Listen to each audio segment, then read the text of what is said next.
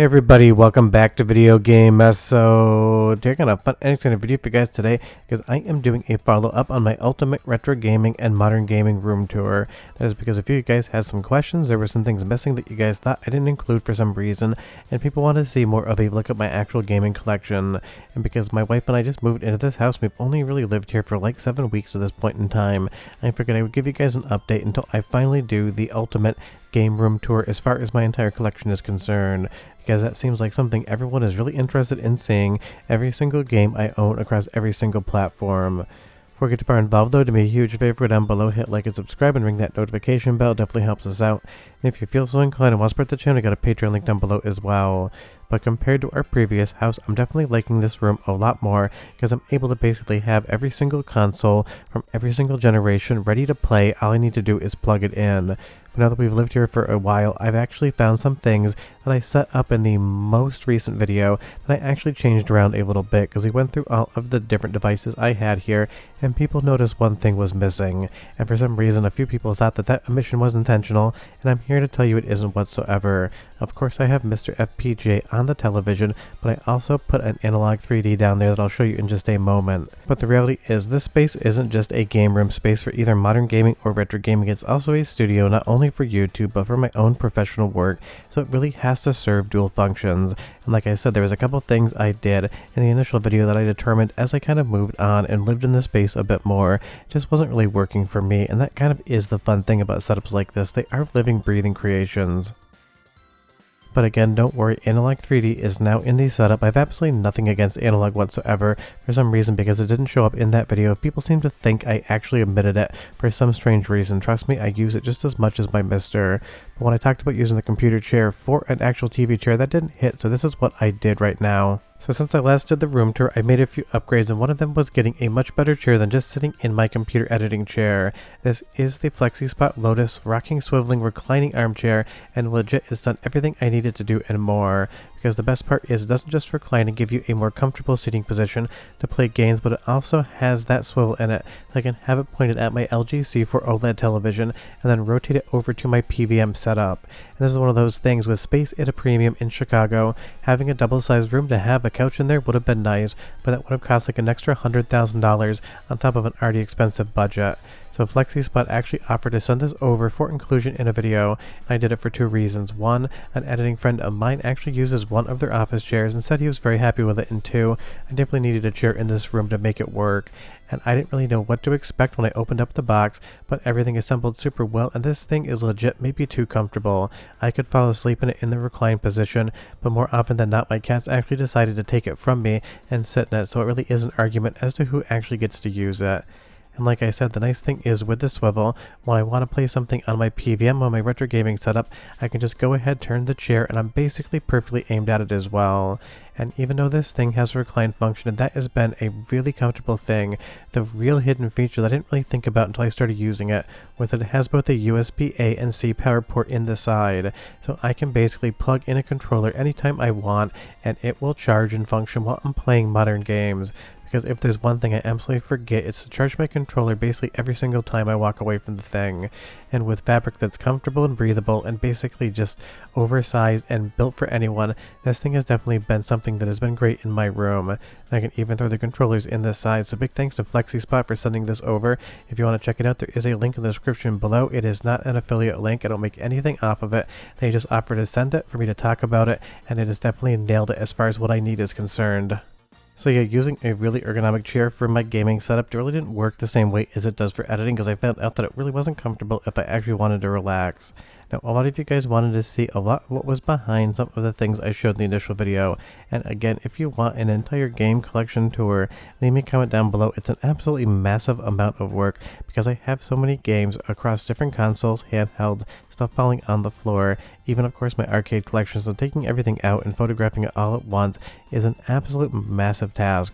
But obviously, I am still working on the storage here, but one of the things that everyone was pretty interested in is just seeing some of the games. Additionally, now that Superstation 1 is here, it has become my primary MiSTer FPGA for my PVM setup. I keep a dual RAM MiSTer FPGA on my 4K OLED going into direct video mode on the RetroTink 4K, and on my PVM setup I found that the Superstation 1 just absolutely nails the brief for everything I want. And what better platform to put it on than a Nuon console as well? A very strange setup, but a very fun one. Now, a lot of you noticed in the actual first video that right now, games are definitely going too deep. It's one of those things. I still need to work on some more storage space as far as bookshelves are concerned, but again, I'm kind of trying to just live in this actual game room to better understand exactly how it functions for me. Because the last thing I want to do is run out and buy a bunch of expensive furniture and find out that it doesn't really fit the space. But if you wanted to know, yes, there's a bunch of games behind these as well. A lot of the things are definitely categorized or cataloged as far as what systems they're for, but some things are just kind of random at this point in time. Something like Jungle Island here, a Japanese import Macintosh game that came out on Saturn, as well as Pippin. One of my favorite things in the collection, just kind of hangs out on top of other games. And for loose carts, I definitely have them all over the place because I don't absolutely have to have in-box with manual games when it comes to Super Nintendo, Sega Genesis, and 64, things such as that. But I definitely have a lot of them that are in the other bookshelf, but I use these white boxes basically to keep things relatively safe, and I even got a couple loose Genesis games back there in their actual box. So if you want to see some of my Genesis collection or any of the other cart collection, again, you tell me down below because I'm kind of curious to see who wants to actually take a look at this stuff. And honestly, I have a metric crap ton of all of these different loose cartridges, and somebody in a previous video noticed that I have a lot of Japanese stuff.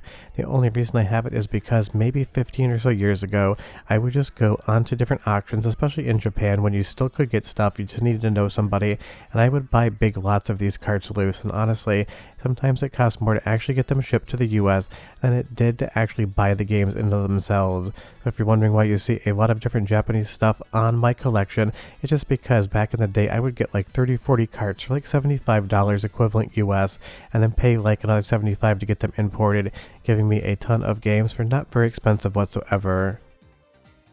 Now again, another thing I need to do is actually kind of break out between all the Japanese games and all the North American games, because we have something like Gun Survivor there for the actual PlayStation 2 in Japanese, then I have Hunting Ground in the US, and then the Ico Limited box right next to that. So it really is one of those funny things. There isn't any rhyme to reason as to how I organize things. I've never alphabetized it, I've never broken it off into regions. I just kind of put the games together and let them hang out. And just like everything else you'll see on this bookshelf, it's definitely going too deep here. And again, that is why I am still thinking about the overall storage space here. Because if I remove that first layer and I go ahead and change the focus on the camera, I was tired so I went in the wrong direction before I went in the right direction, you will see a bunch of US region games back there as well. And honestly, this sort of organization is something that I am still trying to suss out and figure out because, again, I live in Chicago. When I say that, no, I don't mean any of the suburbs like people from the suburbs say they live in Chicago when they're out of town visiting different places. I live in capital C Chicago, so of course square footage is at a premium. This place isn't small, it isn't big, but trust me, to get another 300-400 square feet into a house probably would have been another $100,000 to $150,000 on the mortgage. And like I said, this place did not start out in any sort of deal either, because real estate in Chicago right now, definitely cheaper than some major cities, but definitely still not a giveaway. So I'm thinking maybe another bookshelf like this, but again, then I get into the problem of actually having to put games in front of other games, and in my head, I would love a situation where the games are just singly phased, so I don't have to think about where something is. And again, it's not hard to find things, but I still have situations where my spare backup PVM sits underneath my Neo Geo AES and my 3DO M2, just in case I need a 14-inch one. But again, when people looked at this bookshelf, I got a lot of comments. People were saying they were painfully curious to know what was behind some of the things. Obviously, I put some of my favorite stuff faced out just so I can kind of look at it. But behind here, there's probably another like 50 to 75 PlayStation 1 games across different regions, and I have more in backup as well. So again, this collection, maybe not the biggest in the world, obviously. I don't add anything I don't like, but there is a lot of stuff that's just basically tucked away and hiding. And one of the things about my collection is there isn't any shovelware in here. I don't pump the numbers up with sports games or other cheap titles. Everything in here I would sit down and play and have fun. If it's something that I'm not going to play, it's something that doesn't stick around in my collection. And honestly, at this point in time, I don't add games all that often because I basically managed to find almost everything I have wanted to actually have as a physical copy. And behind all these GameCube games, there's probably another like 30 or 40 GameCube games, and they're definitely everywhere. So if you want to see a whole game collection tour, whether it is console to console specific, or you want one grand video where I go over every single game I own, whether it's handheld or console or arcade, leave me that comment down below as well. And if you have any ideas on how to improve my game room still, leave me that comment, because I've only been living here for 7-8 weeks at the most now, and it's one of those things I'm sure it'll take me 6 months to a year, probably even 2 years, to dial this room in exactly as I want it to be. But as you listen to this voiceover, I'm sitting in the room right now and I've got to go hang some art up. Hope you enjoyed the video. If you guys have any questions, let me know, but I'll see you next time. Bye-bye.